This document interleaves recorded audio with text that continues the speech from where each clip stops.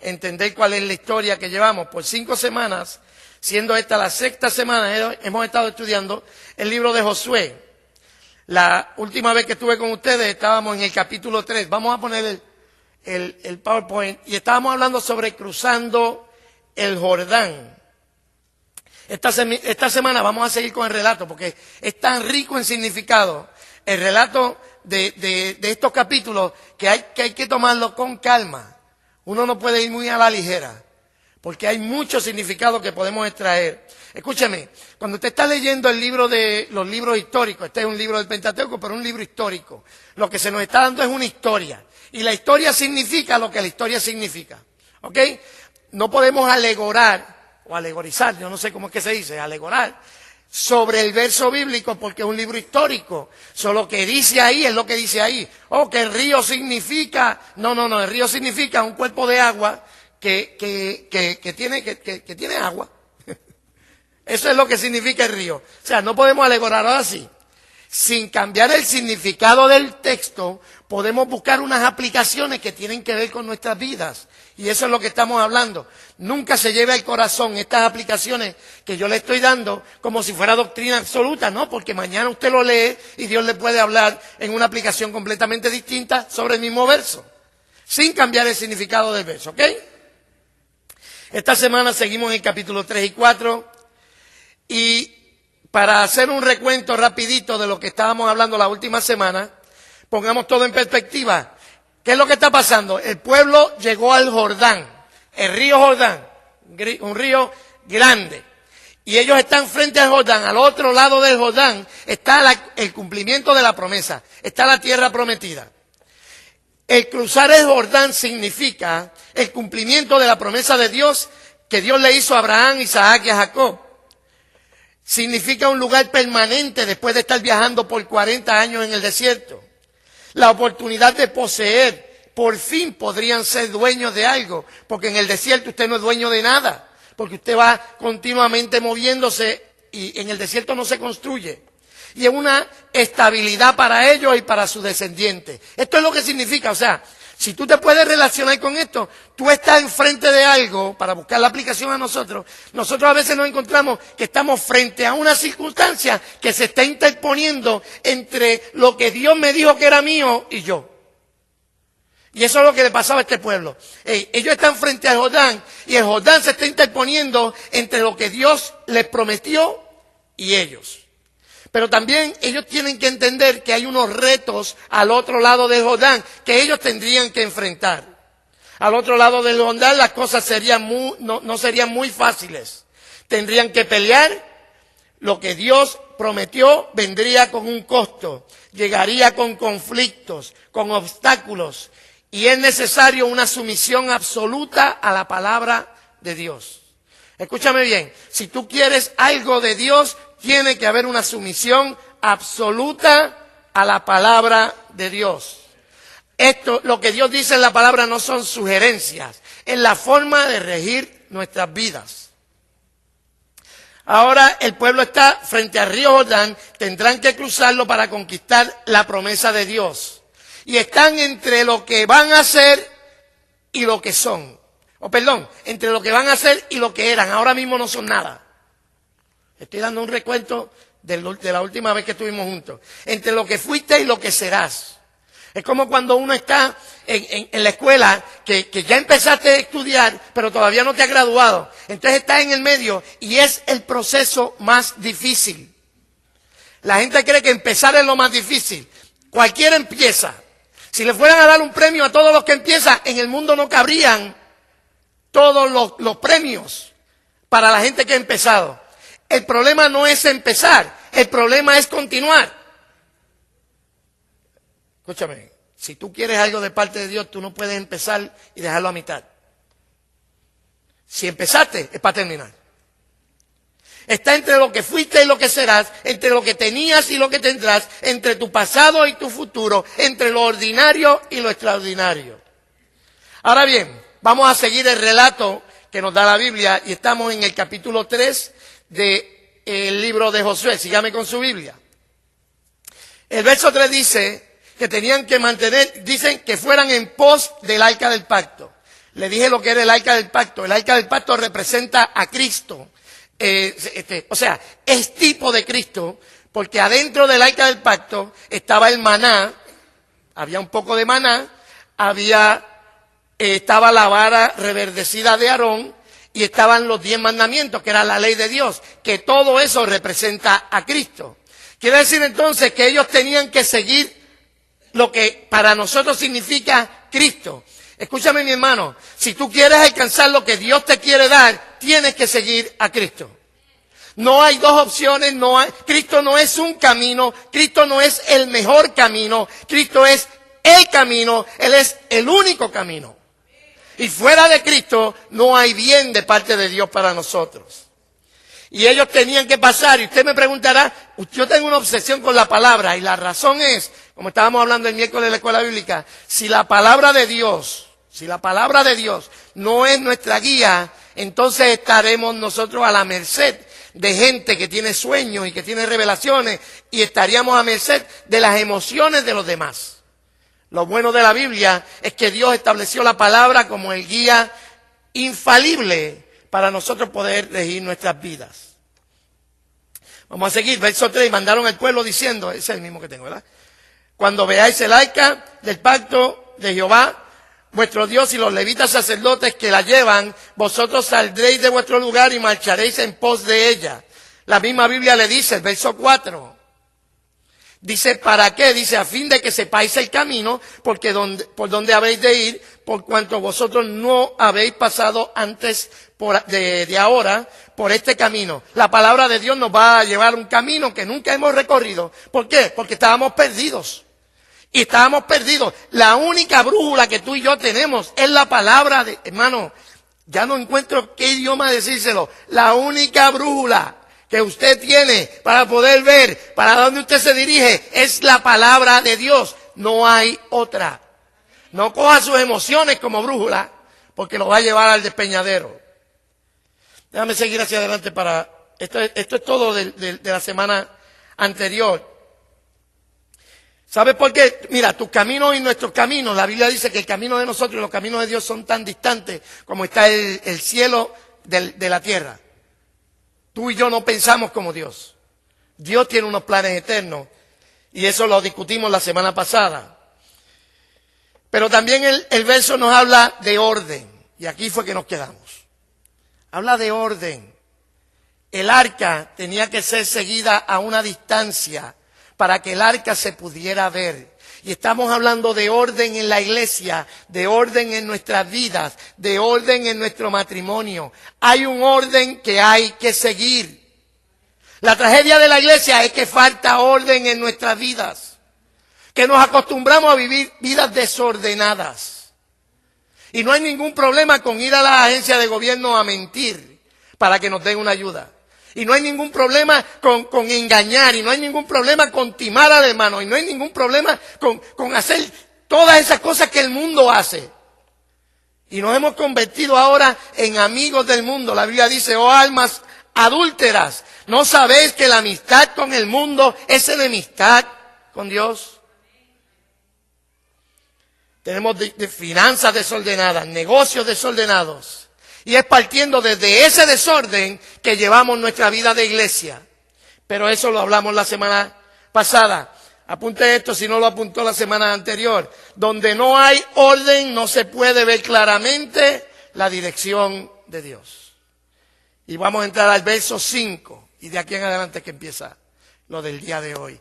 Josué le dijo entonces al pueblo, santificaos porque Jehová hará mañana maravillas en medio de vosotros. ¿Cuántos quieren que Dios haga maravillas en medio de ustedes? ¿Cuántos quieren que Dios se manifieste de manera especial? Que usted pueda vivir en la prosperidad de estar sirviendo a Dios. Que sus hijos sean prósperos, que su casa sea próspera, que Dios haga maravillas. Pues le tengo una noticia. La instrucción está clara para poder ver las maravillas de Dios. Nosotros tenemos que, ¿qué? ¿Qué dice? Santificados. Tenemos que santificarnos. Mire cuál es el problema, mi gente. Muchos quieren ver las maravillas de Dios haciendo lo que mejor les parece. ¿Hace calor o soy yo? Usted, soy yo. ¿Qué problema? Muchos quieren ver las maravillas de Dios, pero haciendo lo que le da la gana. Ah, no. Yo creo que esto es muy fuerte para ustedes un domingo a las 12:44. El consejo de Dios es el siguiente. El consejo de Dios es: santifícate, sepárate, conságrate, ponte aparte, porque Dios va a hacer en ti maravillas. Porque Dios no puede darle unas maravillas a gente que no está consagrada. El que quiere ver las maravillas debe santificarse. Quien pretende ver a Dios abriendo camino en su vida, separando mares y deteniendo ríos, debe vivir separado, santificado, debe vivir consagrado. Eso no quiere decir perfección, eso quiere decir consagración, quiere decir que yo voy a dedicar mi vida. Hay gente que peca y no siente remordimiento. Hay cristianos que pecan y no les duele el corazón haber pecado.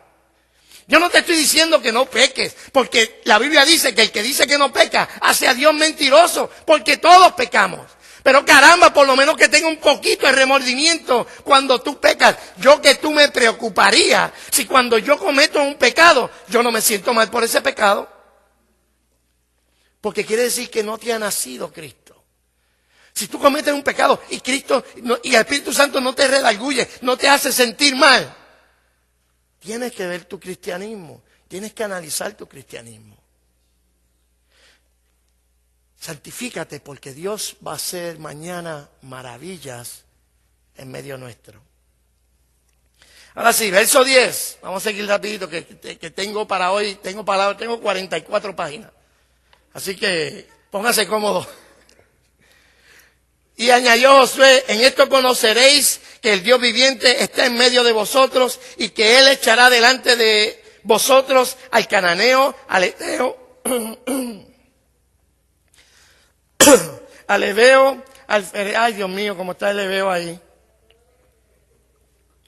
Un montón de eos. Y Dios lo va a sacar del medio de ustedes. Ok, mira, vamos a poner esto en orden. ¿Qué es lo que está haciendo Dios? A través de Josué. Josué le está diciendo: escúcheme, santifícate. Busca de Dios, chico. Conságrate a Dios. Porque Dios va a hacer maravillas contigo. ¿Cuánto Dios ha hecho maravillas en su vida? Yo tengo que averiguar esto, porque en mi vida ha hecho maravillas. Dios ha hecho cosas grandes en mi vida. Pero lo que está diciendo Josué es: mira, esto que tú vas a ver ahora, que se detenga el río, esto que tú vas a ver es solamente el down payment que Dios te está dando para lo que Dios va a hacer. No, escúchame. Lo que Dios te quiere decir a ti es: si tú estás maravillado por lo que Dios ha hecho en tu vida, tú santifícate para que tú veas que lo que te pasó ayer, las maravillas de ayer, se van a quedar cortas a las maravillas que haré mañana contigo. Porque las peleas con toda esa gente eran futuras, pero no eran inmediatas. Pero Dios quiere hacer un milagro ahora, y cuando tú ves ese milagro, entonces tú vas a saber, cuando te toque pelear con todo ese montón de jebeos y eteo, ahí tú vas a saber: si Dios estuvo conmigo en el río, estará también conmigo en lo seco. Cuando Dios está contigo, mis hermanos, tú tienes que entender que la santificación abre las puertas de Dios para nuestras vidas. Y Dios hará maravillas en medio nuestro, pero tiene que haber una consagración. Y lo que tú has vivido hasta ahora es solamente el down payment, es solamente un adelanto de lo que Dios quiere hacer contigo. Y si tú estás maravillado por lo que Dios ha hecho en tu vida, espera y verás que lo que Dios hará con nosotros serán maravillas en medio nuestro. Verso 11. He aquí el arca del pacto del Señor de toda la tierra pasará delante de vosotros en medio del Jordán. Mira el proceso en el que se iba a efectuar el milagro. Tú te santificas, Dios te da una promesa. Yo voy a hacer. ¿Sabes qué? La santificación viene después de la promesa. Dios te da una promesa. Tú te santificas, entonces Dios dice: mira, nene, lo que tengo para ti es grande. Entonces, lo que hicieron fue que todo el pueblo está aquí, y el arca del pacto iba a pasar delante de ellos. Cuando tú tienes algo delante, quiere decir que te está guiando. Cuando tú tienes algo delante, quiere decir que es importante. ¿Cuántos tienen delante la presencia de Dios, la palabra de Dios en sus vidas? Nunca detrás de nosotros. La presencia de Dios nos guía, así que debe ir delante de nosotros. Verso 12. Tomad pues ahora 12 hombres de la tribu de Israel, uno por cada tribu. Cuando nosotros estamos como iglesia y vamos a pasar, ahora no estoy hablando como individuos, como iglesia, tenemos que asegurarnos que cada grupo está bien representado.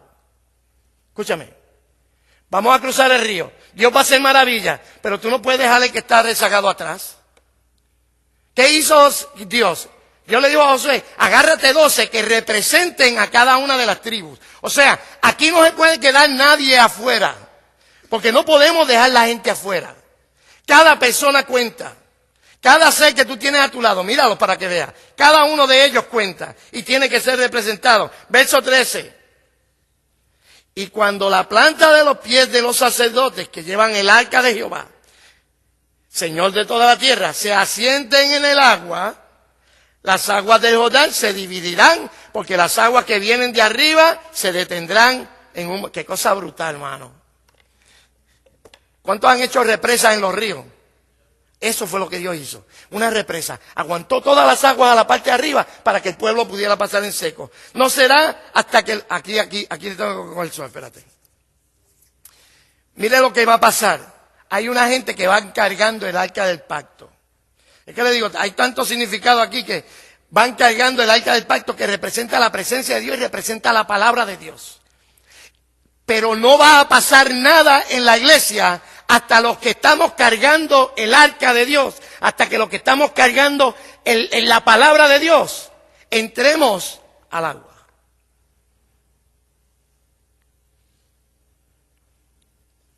Pero ¿cómo es posible que veamos milagros de parte de Dios si estamos ignorando la palabra de Dios?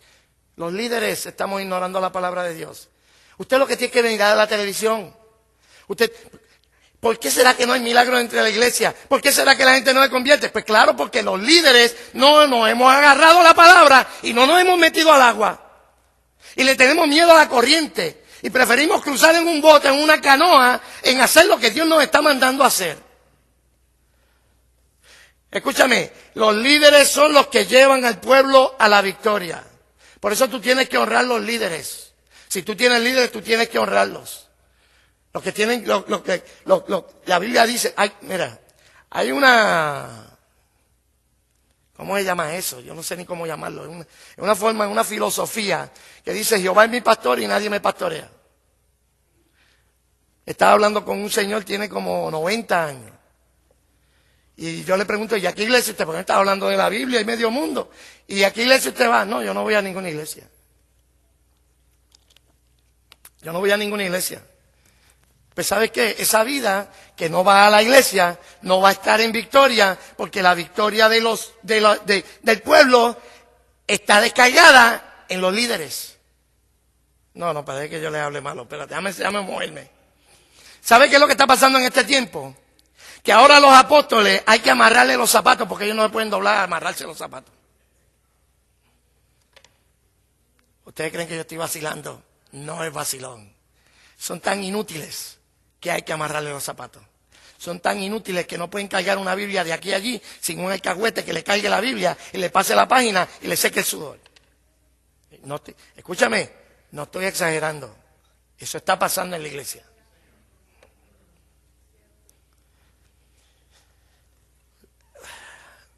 Yo me imagino estos apóstoles de ahora, de este tiempo, tratando de cruzar el río. Seguramente conseguirían 4 escuderos que le dicen, lo enganchan en una cosa de esa como usaban los egipcios y lo pasaban en el río para que no se mueva los pies el nene, porque el nene no puede mover los pies. Ahora los apóstoles hay que amarrarle los zapatos porque ellos no sirven al pueblo, ellos se sirven del pueblo. Y yo no sé de usted, pero yo estoy, déjame decirlo a los orocobeños, yo estoy harto de estar dando excusas por otro. De que aquel se roba el dinero y creen que todos los pastores nos robamos el dinero.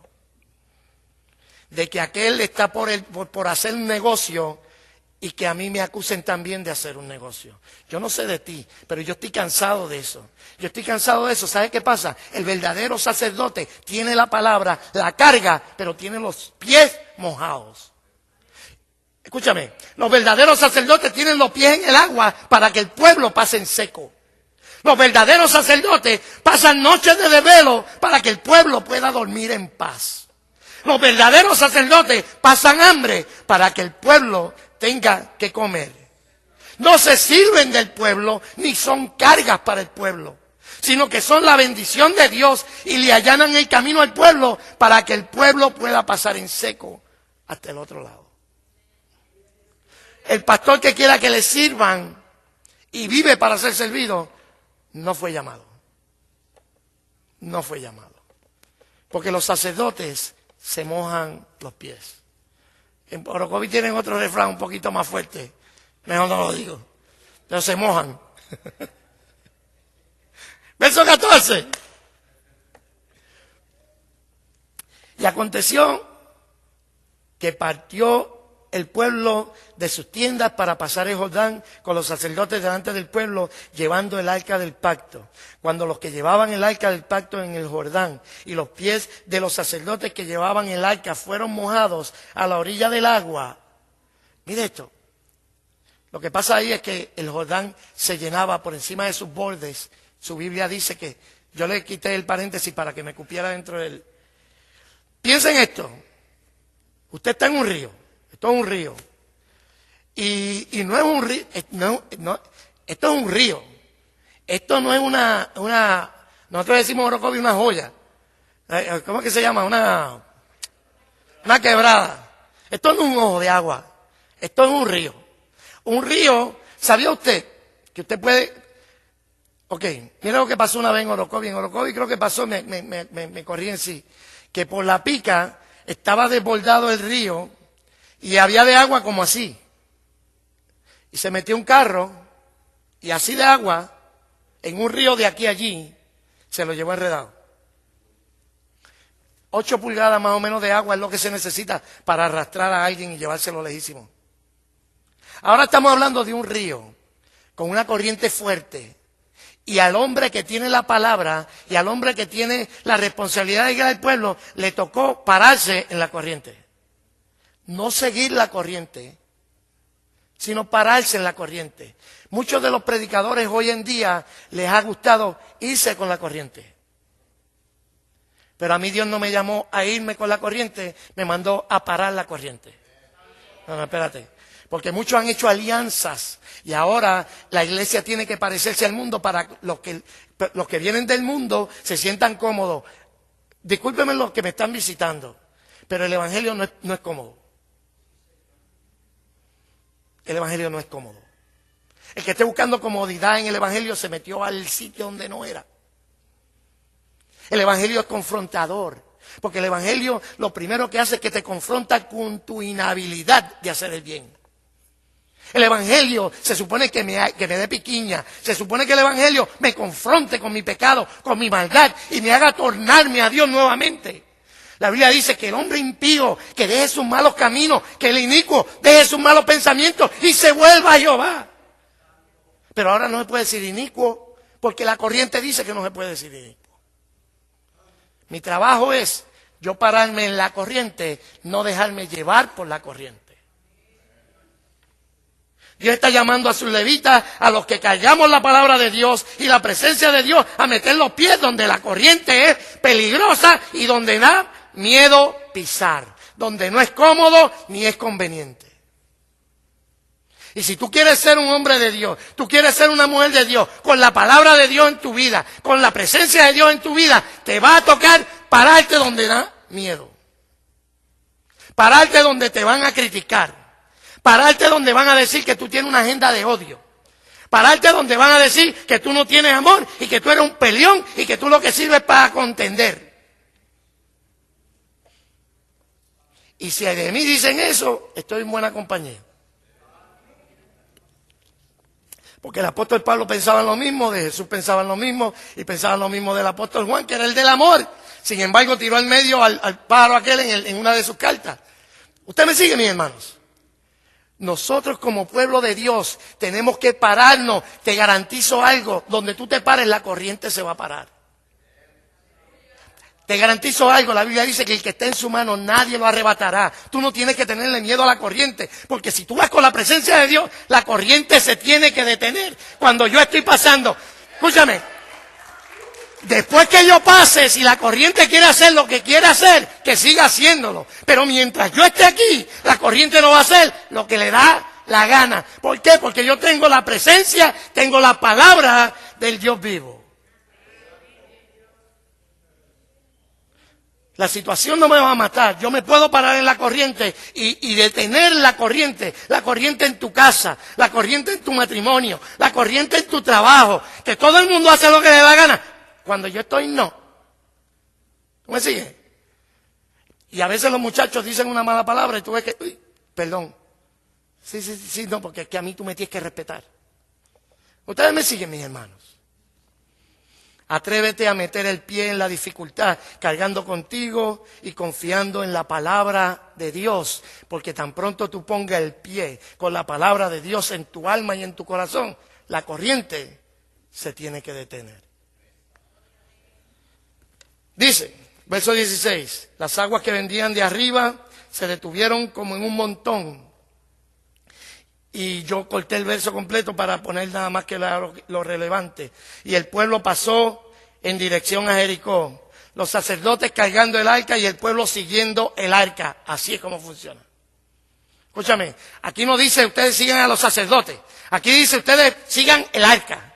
Porque el sacerdote se puede desviar, soltar el arca y se lo lleva a la corriente. Escúchame, es mirando al arca. El arca representa a Cristo. Y así es como funciona la iglesia. Tú no miras al sacerdote, tú miras a Cristo. Y mientras tú estés mirando a Cristo, las aguas no te van a hacer daño.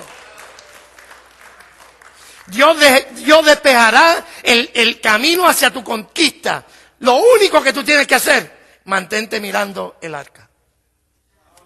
Eso es todo lo que tienes que hacer. Tu trabajo no es detener las aguas.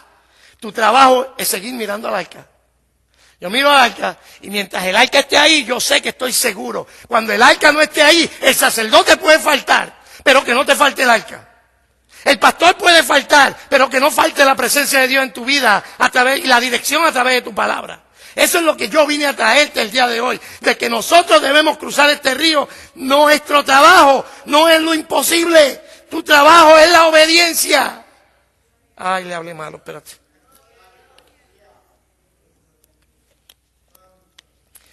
Tu trabajo no es lo imposible, tu trabajo no es hacer que se convierta la gente. Ah, pero pastor, ese no es tu trabajo. Tu trabajo es predicar. De convertirlo se encarga Dios.